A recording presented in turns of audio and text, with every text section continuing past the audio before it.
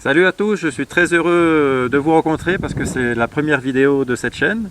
Je pars pour un trip en Colombie en solo pendant plusieurs semaines et principalement tout terrain. Alors là, la merde, c'est que depuis hier dans les infos, ils disent que les paramilitaires ELN nous interdisent de se déplacer dans l'ensemble du pays à partir d'aujourd'hui. Alors je vais voir ce qui va se passer et je croise les doigts.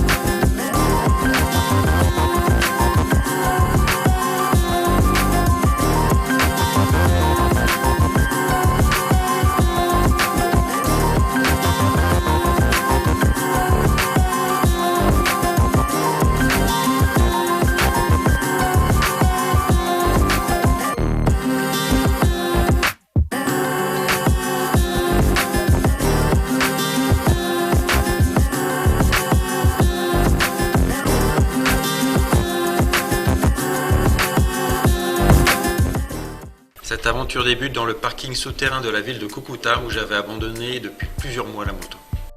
On va déjà voir si la moto veut bien démarrer pour sortir de là.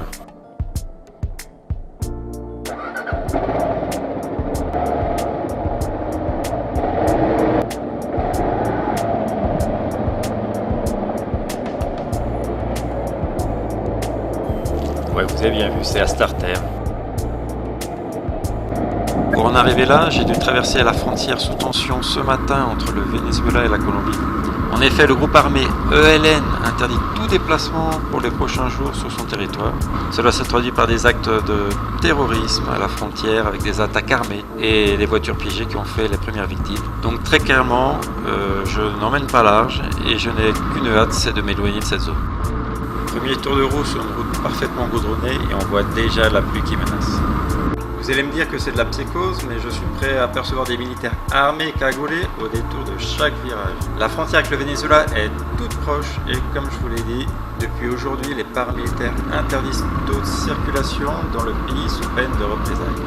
Bon, sinon au-delà des problèmes politiques et sécuritaires, le projet de ce voyage est de traverser la Colombie par les petites routes et les chemins de traverse. Tout d'abord, j'envisage d'atteindre le parc naturel du Cocuy et ses sommets enneigés à 5000 mètres qui a priori sont très beaux. Alors après m'être rendu au Cocuy, j'aimerais atteindre la capitale de la Colombie, Bogota, 8 millions d'habitants.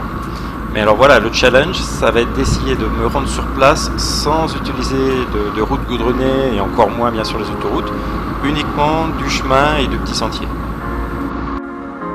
Voici le genre de petit village que l'on trouve sur les routes ondines.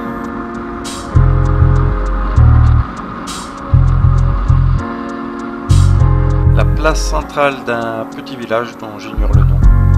Là en fait je suis à la recherche d'essence. Alors non pas qu'il y ait des pénuries d'essence en Colombie, mais tout simplement quand on ne connaît pas et que l'on n'emprunte pas les grands axes, les choses toutes simples deviennent vite des problèmes. Heureusement, les habitants sont hyper sympas et en principe donnent de bonnes indications. Hola, buenas tardes. Disculpe, una pregunta. ¿Dónde está la estación de servicio? ¿La gasolina? ¿Así? ¿No, como 10 minutos o no? Ah.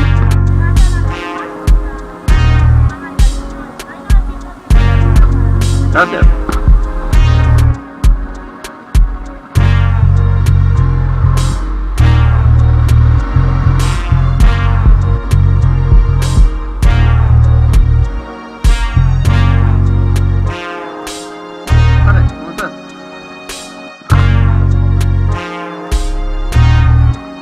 Sí, correcto, por favor.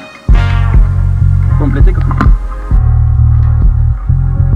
Maintenant, il ne reste plus qu'à trouver à manger et vous allez voir, je vais pas chercher bien loin. C'est juste en face. Un plat typique et complet coûte entre 2 et 4 euros avec soupe, plat principal et jus de fruits naturels fait maison. Bon allez, je reprends la route et malheureusement les premières gouttes de pluie tombent déjà.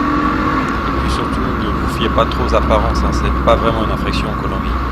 Sinon, pour en revenir au programme de ce voyage, à partir de là, j'aimerais rejoindre un endroit qui est a priori absolument magnifique, que l'on appelle Caño Cristales, et qui est une rivière qui change de couleur en fonction de la saison, de par les algues multicolores qui y prolifèrent.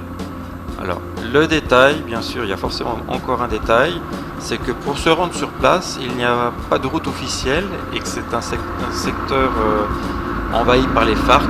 C'est un autre groupe armé très connu en Colombie, qui a priori est quand même plus calme que le ELN qui est actuellement sur la frontière Colombie-Venezuela, que l'on traverse actuellement. Ensuite, je souhaiterais atteindre la zone centrale des Andes, réputée pour son café, et enfin rejoindre la ville de Medellín. Alors, pourquoi Medellín ? Parce que je connais un mécano sur place qui va pouvoir m'aider à régler quelques problèmes que j'ai avec la moto, qui est parce que faute d'outillage, je ne peux pas avoir tous les outils avec moi, il y a des choses que je ne peux pas régler moi-même. Ce que l'on aperçoit à l'écran depuis quelques instants, les rues de la ville Pamplona, c'est vraiment la ville typique parfaitement préservée que l'on va pouvoir trouver en Colombie avec son architecture de type colonial.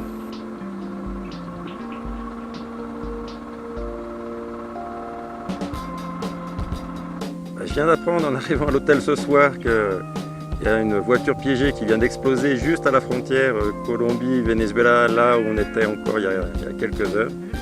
Donc je vais essayer de dégager au plus vite par les chemins vers le parc du Cucuy, en espérant que l'endroit soit plus tranquille.